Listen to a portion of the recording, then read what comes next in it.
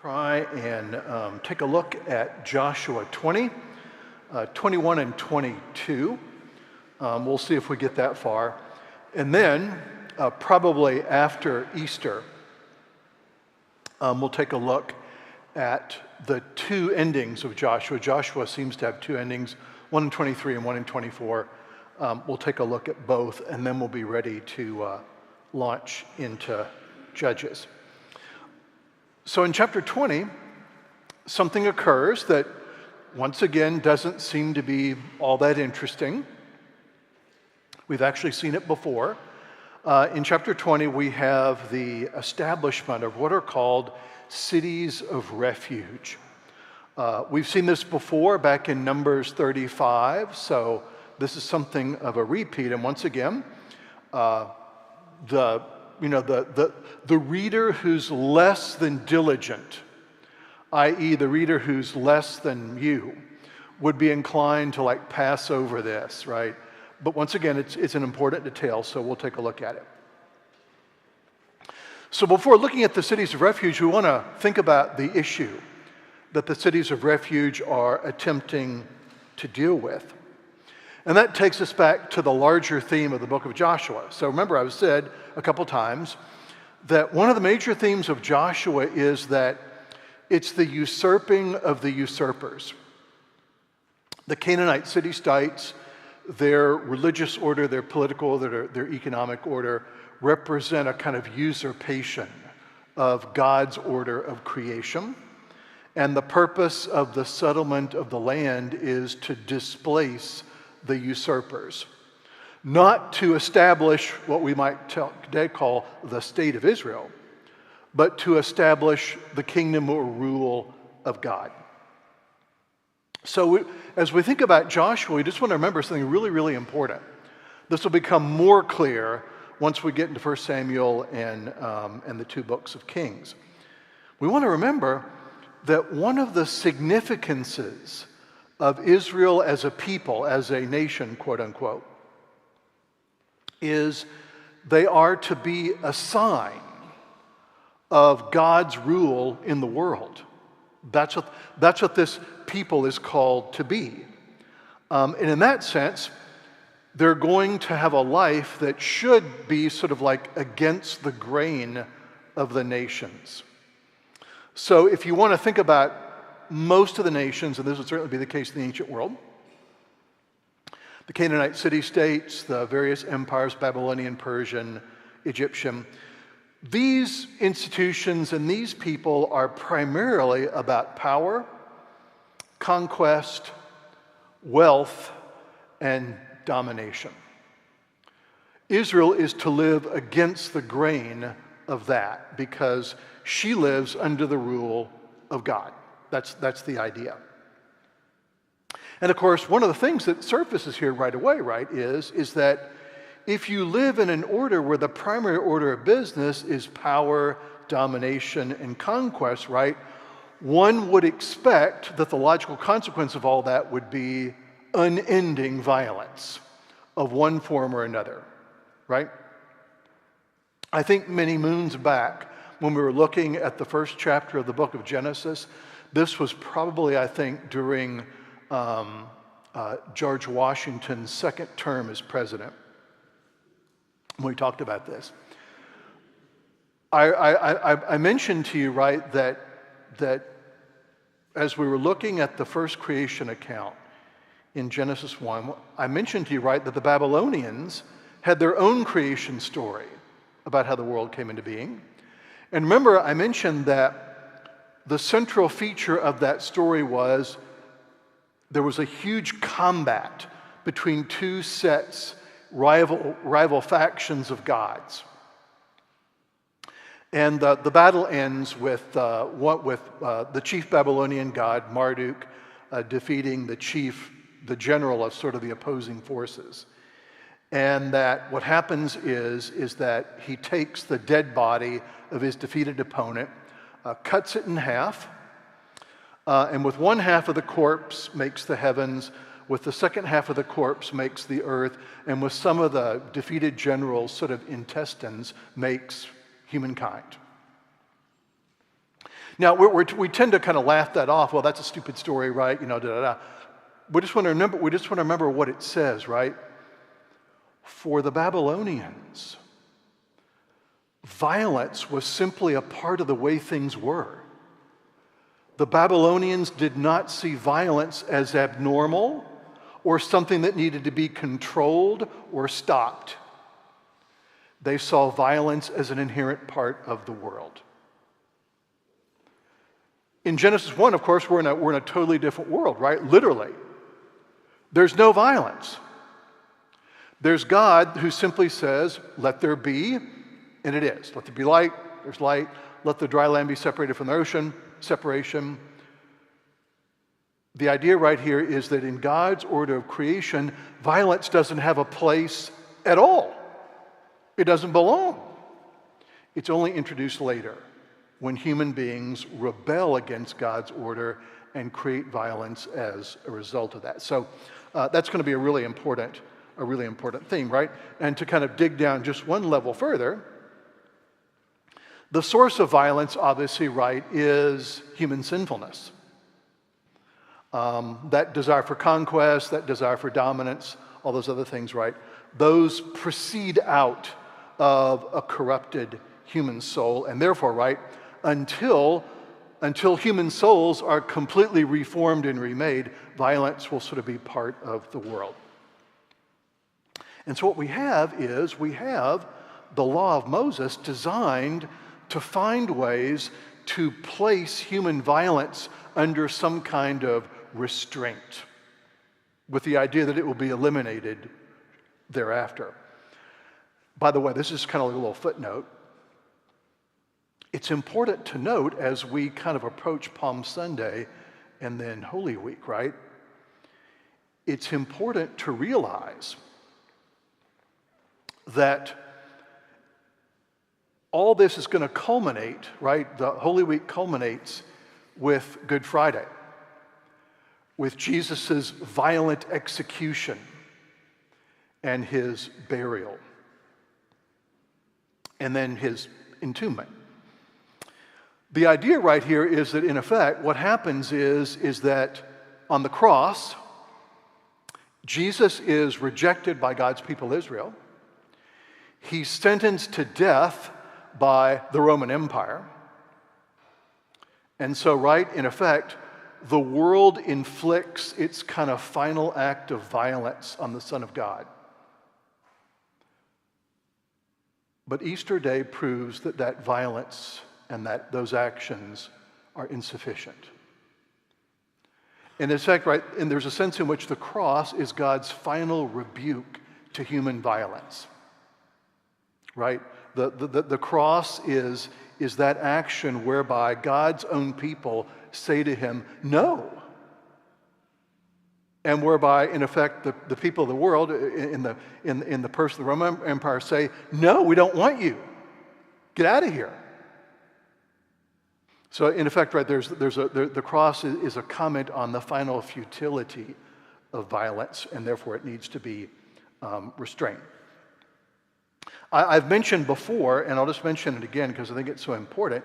In Genesis 6, 11 through 12, we have an important comment on the state of the world that kind of has to be dealt with and will need to be dealt with until the establishment of the kingdom of God. So Genesis 6, 11 through 12 provides sort of God's perspective on creation, right? Not ours, but God's.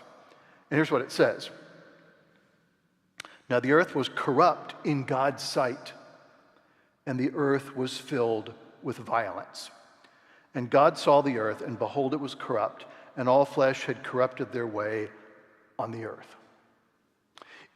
That's Genesis' way of telling us, right? God's looking upon his creation and what human beings have done to it. And it's our way of sort of allowing us to know. God's kind of looking at this saying, no, this is not what I meant. The way that things are now is not the way I created it. It's what you've done to it. Okay? And therefore, human violence has to be constrained in a number of ways. Now, One of the ways we're going to see right away here in Joshua 20. So let's take a look at it. We have the provision now for cities of refuge, and we'll see there's a really particular reason why these cities are needed. So Joshua 20, verse 1. Then the Lord said to Joshua, say to the people of Israel, appoint cities of refuge of which I spoke to you through Moses. Once again, back in Numbers 35. That the manslayer who strikes any person without intent or unknowingly may flee there. They shall be for you a refuge from the avenger of blood. He shall flee to one of these cities and shall stand at the entrance of the gate of the city and explain his case to the elders of that city. And they shall take him into the city and give him a place, and he shall remain with them. And if the avenger of blood pursues him, they will not give up the manslayer into his hand because he struck his neighbor unknowingly and did not hate him in the past. He shall remain in that city until he has stood before the congregation for judgment, until the death of him who is the high priest at the time. Then the manslayer may return to his own town and his own home, to the town from which he fled. So notice what's going on here. So obviously, right, this is taking place in a culture of what's called blood vengeance, okay? That is, you are angry at me, and so you kill one member of my family. I strike back by killing 3 members of yours. You strike back by killing 5 members of mine. I strike back by killing 10 members of yours, and this goes on and on and on and on and on, right? Almost to the point one gets this sense, right, in reading about, Middle East, like peace negotiations, right?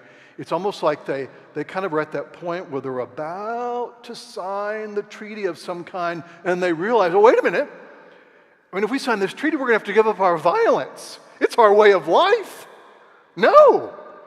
It's like there's, in effect, right, violence becomes ingrained in culture and identities and things like that. So as a way of kind of diffusing that, we have these cities of refuge.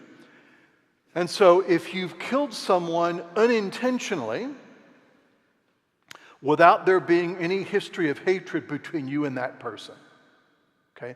Once again, normally the role of blood vengeance would come, right? And the person's family would come back and hunt you down and kill you and maybe do something else.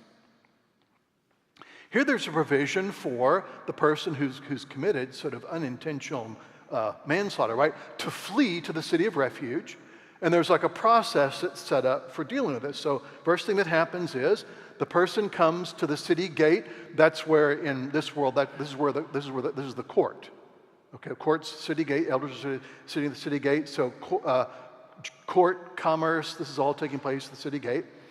The person who's fleeing comes and tells the elders, I'm acting under, Section 8, subsection 5, paragraph 6 of the Israelite Penal Code.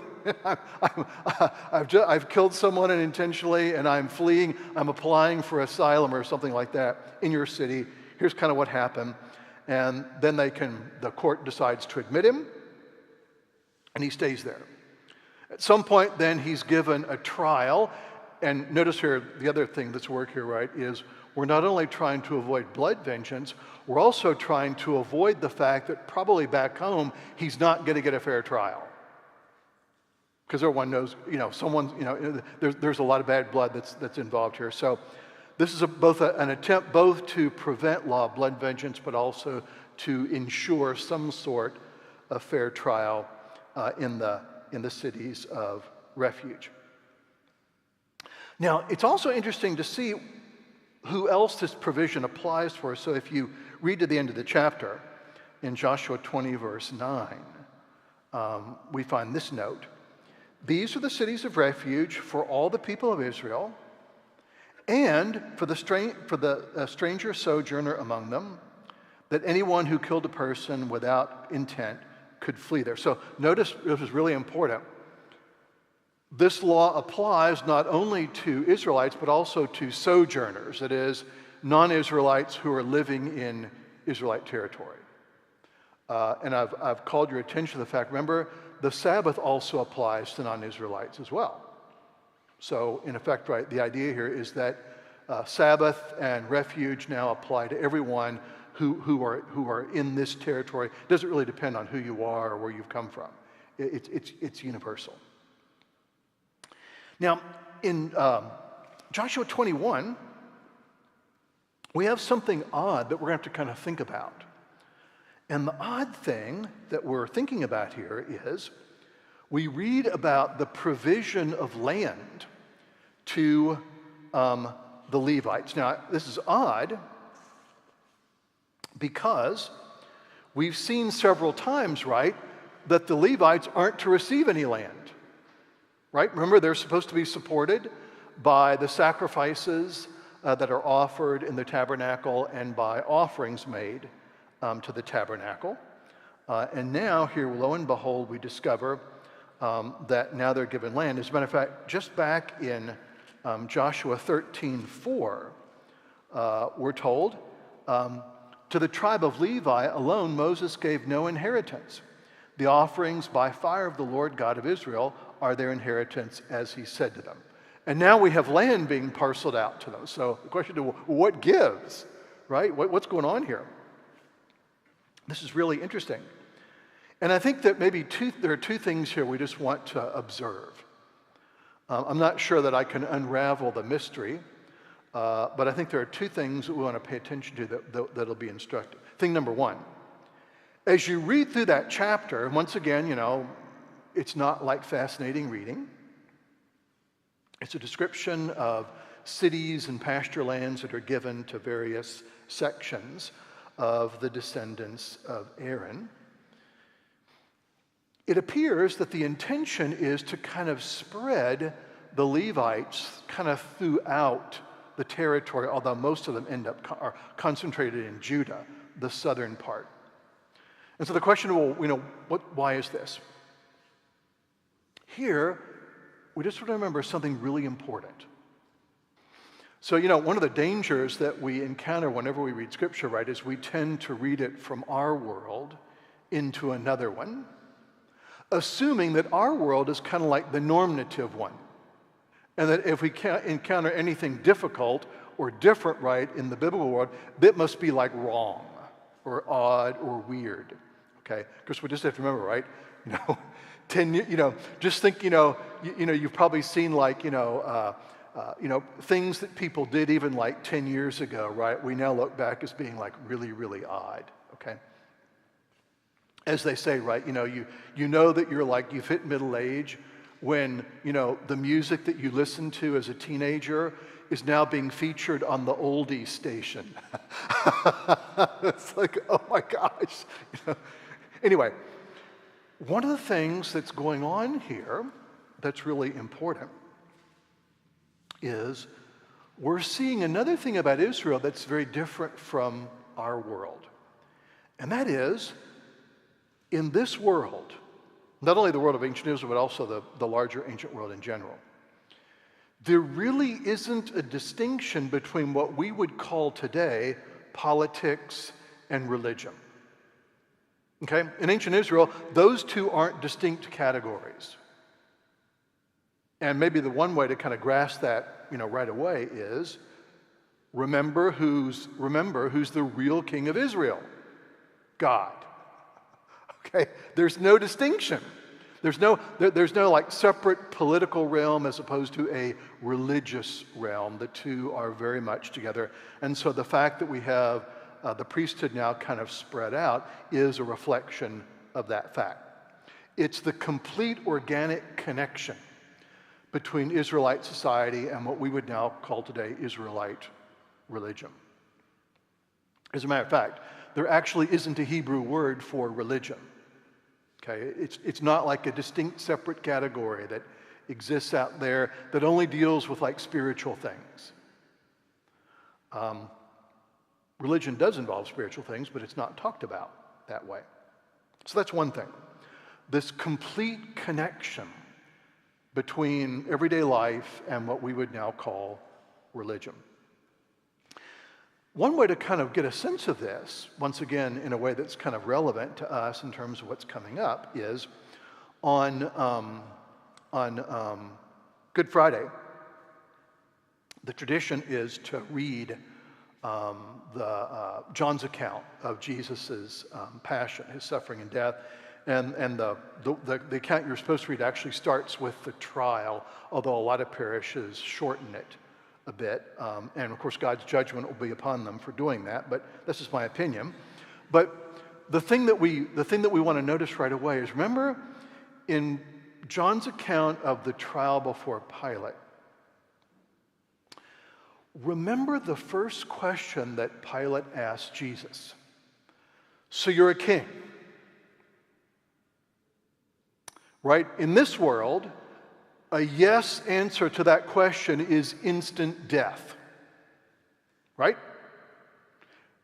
It's not that Jesus says, the conversation doesn't go, Pilate says, so you're a king, are you? Because, right, you've got, people are referring to you as Messiah, and that's what Messiah means, anointed king. So, Messiah, Jesus Christ, literally means King Jesus. So as Jesus stands before Pilate, right, he's got a name tag on that says King Jesus. Pilate says, oh, you're a king. Jesus doesn't say in response to that question, well, it depends on how you define king. I'm a king, yes, but in a kind of like a spiritual sense. Not in the sense that I'm here to do anything. No. Jesus does say something about his kingship, but it's not like a spiritual distinction. Jesus says, remember, he says, yes, I am a king, but my kingdom is not from here. Sometimes this is mistranslated, my kingdom is not from this world, which almost makes it sound like Jesus is talking about a spiritual kingdom. He says, literally, my kingdom is not from here. That is, yes, I'm a king, but what makes me a king is not armies or human power. But I'm a king. As a matter of fact, I'm king, capital K. I am a king. And that kind of pretty much decides things in a way.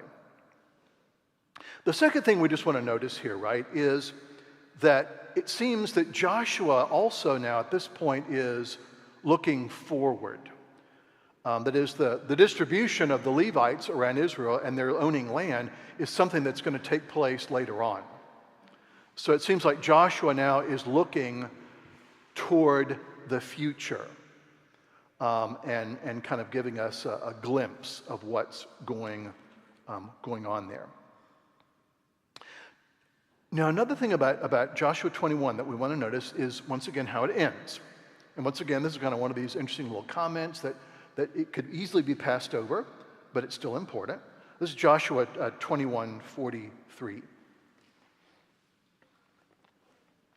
Thus the Lord gave to Israel all the land that he swore to give to their fathers, and they took possession of it, and they settled there. And the Lord gave them rest on every side as he had sworn to their fathers. Not one of their enemies had withstood them, for the Lord had given them all their enemies into their hands. Not one word of all the good promises that the Lord had made to the house of Israel had failed. All came to pass. Now that's kind of an odd statement, given what we know already, right, that there are still Canaanites in the land, and given what we'll discover in the book of Judges, which is that there are still Canaanites in the land. There's still unsettlement.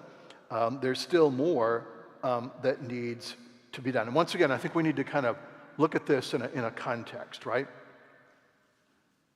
That is, I think one of the purposes of this remark is to remind us of the larger sort of picture or context of Joshua. The land remains unsettled,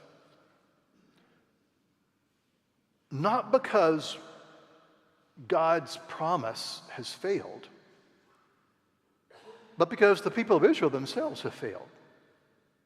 One of the first things we'll discover when we pick up with the book of Judges is that the Israelites begin to worship Canaanite gods. So that's that's coming. So, important note here, right? There is a failure that's occurred here. But the failure isn't on the part of God, it's on the part of the people. And this will raise a really important issue. I just want to kind of spend just a minute thinking about this. This will raise a really important issue, especially when we get to sort of one of the most, probably the most cataclysmic event in the history of ancient Israel, which is the Babylonian captivity, which occurs on or about 586 BC. When the Babylonians destroy the city of Jerusalem and demolish the temple and take a good chunk of the people off into exile in Babylon. We'll discover that at the end of 2 Kings 24, will kind of provide an answer of why this happened, okay? And the answer that it gives is that the exile from the land, the destruction of the temple, the end of the monarchy, all are the consequence of Israel's unfaithfulness. Now, at that point, right, I said this is a cataclysmic event, right? At this point, right, at the point of the exile, and we have like Jeremiah and Isaiah, our prophets, who are speaking into, that situation. The question now becomes, right, does Israel have a future? It's demolished, temple's demolished, monarchy's gone, land's pretty much been depopulated. Is there a future here? And your answer to that question, right, is going to largely depend on what you see as providing the future, right? So if you're looking at this from the standpoint of, okay, is there a future here? Well, can the people of Israel finally get their act together and rebuild the nation and become really faithful and really live into the covenant? The answer to that question then is going to be no. Israel doesn't have a future at all. But of course, that's never really the answer, is it? The answer is Israel does have a future on the basis of one thing, and that is God's own faithfulness to his covenant, despite the unfaithfulness of his people to him. Okay? If Israel's going to have a future, it's going to have to depend on God. And as a matter of fact, one of the things that happens with both Isaiah and Jeremiah is they both tell the people of Israel a similar thing. They say, in effect, okay, y'all became unfaithful, you took the covenant for granted, you worshiped other gods. Israelite society came to look like Canaanite society in general, not much difference, da-da-da-da-da-da. And so, I sent the Babylonians on you. I'm the reason why you're in exile. I caused it to happen. And so, I've taken away your land. I've taken away your monarchy. I've taken away your temple. I've removed you to a foreign country to teach you a lesson. And that is that your existence is totally, completely, and absolutely dependent upon me. Now, what do you want to do? Okay, this is, kind of putting things the way the way they should be put. So Israel's future is completely dependent upon God acting. And another kind of point here that we just want to notice that's coming out, I think, of this chapter is this really important word, hope. It's kind of one of these words that's been really abused, kind of like the word love. So hope and love are words that really need to be rehabilitated. So I'm the president of the National Association for the Rehabilitation of Hope and Love. If you'd like to join, let me know. So, a really important point here, right, is that today, right, we tend we tend to sort of talk about hope as being something that's rather subjective, okay?